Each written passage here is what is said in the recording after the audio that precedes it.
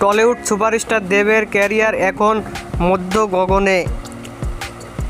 কিছুদিন আগেই মুক্তি পেয়েছে দেব শুভশ্রীর ধূমকেতু, যেখানে 10 বছর পর ইন্ডাস্ট্রির এই জুটিকে দেখে রীতিমতো উত্তেজিত দর্শকেরা।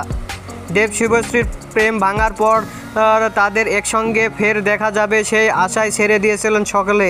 তবে ধূমকেতু আবার মিলিয়ে দিল টলিপাড়ার এই হিট জুটিকে।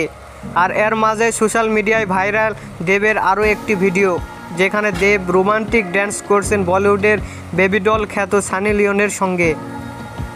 এমনিতেই দেবের জনপ্রিয়তা এখন তুঙ্গে, তারপরে বি টাউনের নায়িকা সানি লিওনও ক্রেজ কিছু কম নয়।